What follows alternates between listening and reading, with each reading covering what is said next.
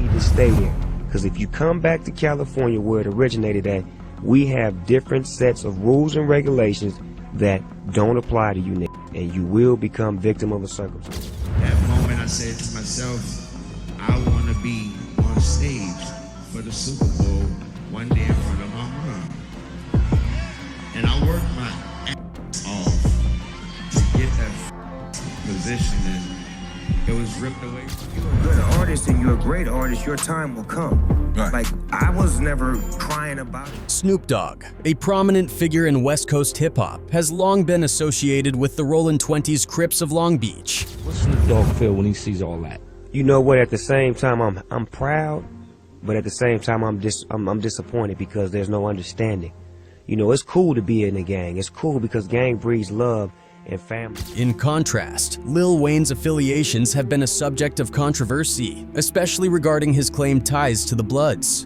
First day I rolled in jail, I had two big came to my cell, pulled me out that, put me in the pantry, closed the door, pulled my shirt up, said, "You are blood." With that kind of difference, it's not really surprising that Snoop Dogg might not respect Lil Wayne. Snoop Dogg, Crip, you know, Lil Wayne. You can watch, there's a music video with him and Bruno Mars. This mirror on the wall, whatever that mirrors or whatever. If you actually watch the music video, Lil Wayne pays tons of respect to the Bloods. Snoop Dogg and Lil Wayne, two legends in hip-hop. But behind the music, there's a history of tension and subtle disses. From cryptic lyrics to public statements, let's uncover the story behind Snoop Dogg dissing Lil Wayne. In 2009, Snoop Dogg released the track Protocol from his album Malice in Wonderland. The song featured lines that many interpreted as shots at Lil Wayne. Lyrics like, "Gangstas don't kiss, we get old and die rich, your daddy was a coward, use a son of a b***, asterisk, asterisk, asterisk, asterisk, we hit licks and gangbang you on some T-Pain ST." These lines seem to target Wayne's image and authenticity in the rap game. Snoop addressed the controversy, stating he doesn't make diss songs but acknowledged that if someone felt offended, they should approach him directly. He emphasized that he doesn't throw subliminal shots. If he had issues, he'd address them head-on. Fast forward to 2020, during an episode of Young Money Radio, Snoop Dogg suggested Lil Wayne participate in a versus battle. He referred to Wayne as the young GOAT and praised his influence on the next generation of rappers.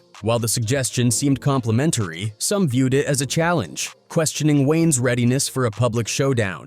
Wayne responded confidently, stating, "If they start me, they ain't gonna stop me." In 2024, Kendrick Lamar was announced as the headliner for the Super Bowl halftime show in New Orleans. Lil Wayne expressed his disappointment, feeling that the opportunity should have gone to a local artist. He shared a heartfelt message, stating he worked hard for that position and felt it was ripped away from him. Snoop Dogg responded during an interview with Dr. Dre, stating that artists should be honored to have hip-hop represented on such a big stage and not harbor resentment. He emphasized that Kendrick Lamar earned the spot and that Wayne's time would come. In a 2009 interview with Tim Westwood, Lil Wayne and Birdman discussed their close relationship and shared experiences in the music industry. While the interview was filled with camaraderie, some fans speculated that Snoop's earlier comments in Protocol were a response to their public displays of affection and unity. The dynamics between artists and their public personas often lead to misunderstandings and perceived slights. Despite the past tensions, Snoop Dogg and Lil Wayne have shown mutual respect over the years. They've collaborated on music, appeared together at events, and expressed admiration for each other's work.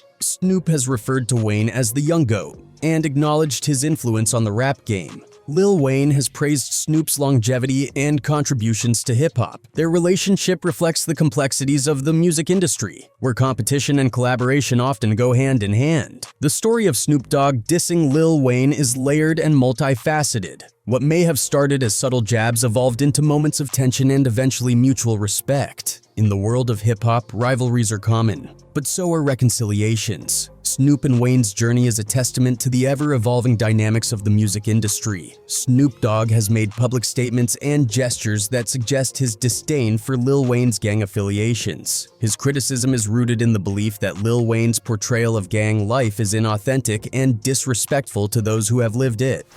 Gangsters don't kiss, we get old and die rich. I smoke till I'm sleep, crush these with my fist. When you think of West Coast rap, one name stands out: Snoop Dogg. Smooth voice, laid-back delivery, and a persona that screams authenticity. But behind the platinum records and celebrity status is a deep-rooted connection to one of the most infamous gangs in American history, the Crips. Let's take a look at the untold story of Snoop Dogg's Crip background and how it shaped his life, his music, and his legacy. Calvin Cortazar Broadus Jr., better known as Snoop Dogg, was born on October 20th, 1971 in Long Beach, California, a city just south of Los Angeles, known for its rich culture and rough neighborhoods. In the 70s and 80s, Long Beach was a battleground for rival gangs, especially the Crips and Bloods.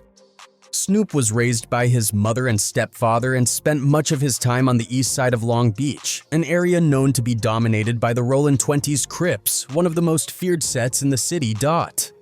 As a teenager, Snoop got involved in street life. He started hanging out with older gang members, tagging walls, selling and eventually embracing the Crip lifestyle. He was arrested multiple times for possession and other minor crimes, but through it all, he found solace in music. Snoop Dogg's specific affiliation was with the Rollin' Twenties neighborhood Crips, a Long Beach-based set known for its organized drug networks and long-standing rivalries with nearby blood sets. It wasn't just a fashion statement. Snoop lived the life. He wasn't just wearing blue, he was on the block, part of the hustle, and caught up in a world where survival depended on who had your back. According to multiple interviews, including ones with former gang members and affiliates, Snoop's name held weight in the streets of Long Beach. He was known as someone who rapped, yes, but also someone who stayed true to his neighborhood. The Rollin' Twenties, Crips played a role in protecting Snoop as he rose through the ranks of local fame. They backed his early shows, showed up to his recording sessions, and made sure he was respected as both an artist and a member of the set. Snoop Dogg's big break came in the early 90s, when Dr. Dre discovered him and featured him on the legendary Deep Cover single, and later the Chronic album. But with success came more spotlight and more scrutiny. Death Row Records, the label Snoop signed to, was already immersed in gang culture. Suge Knight, the label's co-founder, had strong blood ties, but many of the artists, including Snoop, had Crip affiliations. This made Death Row a powder keg of street politics and industry pressure. Snoop's Crip background was on full display during this era, from his language to his wardrobe, from throwing up Crip signs on TV to publicly beefing with rival blood-affiliated artists. He never shied away from his identity. His debut album, Doggy Style, was full of Crip culture, with references to the streets of Long Beach, gang codes, and the rawness of life in the hood. But all of this wasn't just music, it was real. In 1993, Snoop was charged with murder after a gang-related altercation left a man dead. Though he was eventually acquitted, the trial cast a shadow over his career and reinforced his image as a real one, not a studio gangster. Over time, Snoop Dogg evolved. While he never renounced his Crip background, he began to shift his focus from the streets to uplifting his community. He founded the Snoop Youth Football League, giving thousands of inner-city kids a safe and structured environment to grow. He started non-profit initiatives, spoke at schools, and used his platform to talk about peace, progress, and responsibility. Yet, even as he matured, Snoop remained deeply tied to his roots. You'll still see him wear blue, shout out Long Beach, and honor fallen Crips like Nate Dogg and others from his era. He once said in an interview, "You can take the homeboy out the hood, but you can't take the hood out the homeboy." Snoop Dogg's Crip background isn't just a footnote in his life, it's the foundation of who he is. It taught him loyalty. It gave him his voice, and in a culture where authenticity matters more than anything, it helped build his reputation as someone who never faked it. Even as rap turned corporate, Snoop kept it real, paying homage to his neighborhood, showing love to his homies, and never pretending to be something he's not. Whether you respect it or not, one thing is clear: Snoop Dogg's Crip past made him the icon he is today. From the streets of Long Beach to the Hollywood Walk of Fame, Snoop Dogg has never forgotten where he came from. This was the story behind the music, the truth about Snoop Dogg's Crip background. Did you have a choice whether you was gonna be a Blood or a Crip, or you was raised in a Crip neighborhood, so that's what it was? I'm from Long Beach. It ain't nothing but Crips in Long Beach. We the only Crip city. So, Crip or die. Lil Wayne, a global rap icon, Grammy winner, and self-proclaimed gang member. But does he have the street cred to back it up? Today we're diving into what real triple OGs, the veterans who've lived the life, think about Lil Wayne's gang affiliations. Is he a genuine Blood or just another rapper playing dress up? Let's find out. Before we get into opinions, let's define a triple OG. These are the men who've been through it all, the original gangsters who laid the groundwork for modern street culture. They've survived wars, done time, and earned respect the hard way.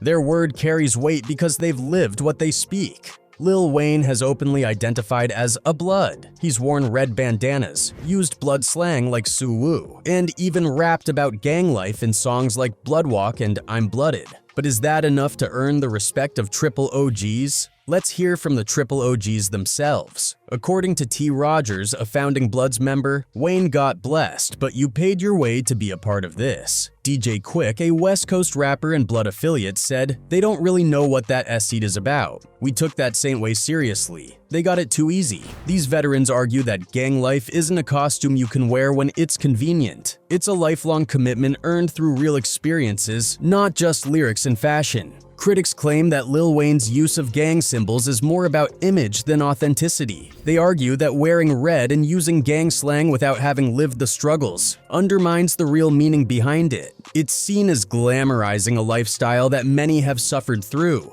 Lil Wayne has defended his affiliation, stating that he's been blessed by the Bloods and that his ties are genuine. However, some question whether his involvement is more about marketing than reality. For triple OGs, credibility is everything. They believe that when celebrities like Lil Wayne claim gang affiliation without paying dues, it dilutes the culture and misleads the youth. It's not just about wearing colors, it's about the life you've lived. So is Lil Wayne a real Blood? According to triple OGs, it's complicated. While he may have connections and show respect, many believe that true gang affiliation goes beyond appearances. It's about the life you lead, the struggles you face, and the respect you earn. And Birdman, I mean, with the rags and I mean, then you got money. What's the purpose?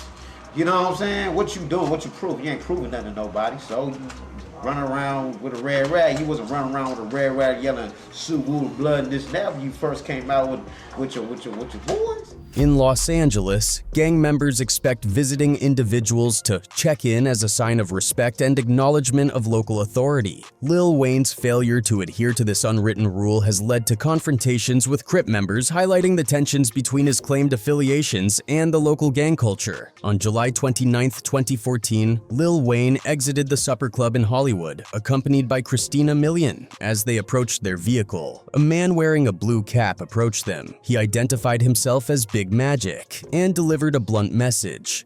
"You better check in Crip straight up."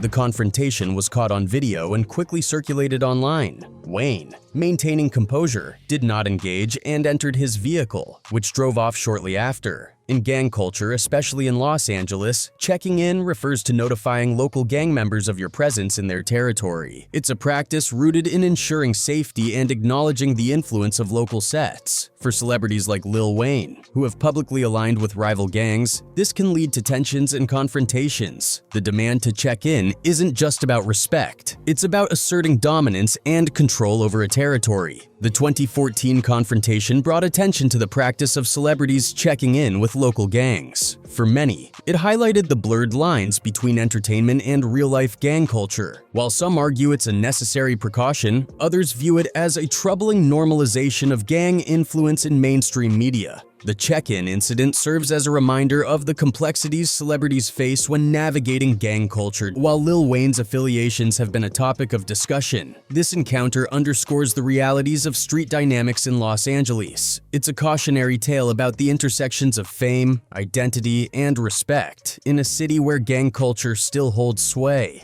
I'm Big Magic, cuz. What's happening?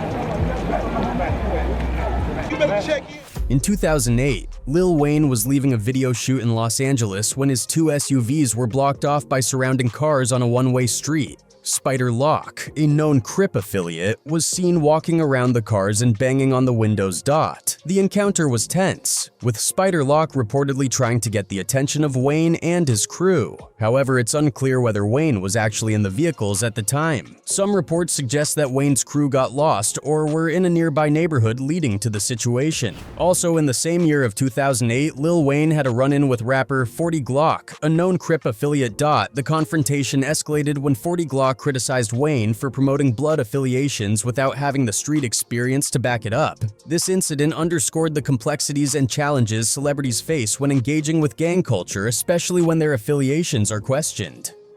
These ain't running from us, man. Ow, hello. Hello.